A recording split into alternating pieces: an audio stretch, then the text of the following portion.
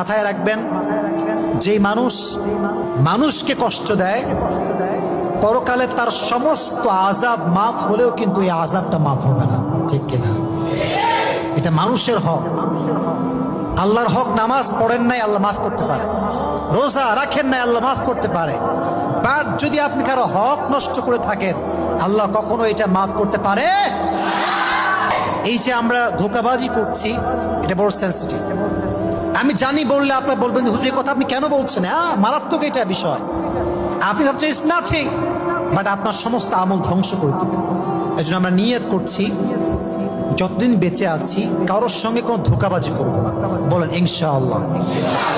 কারোর সাথে কোনো বেঈমানি করবো না, বলেন ইনশাআল্লাহ।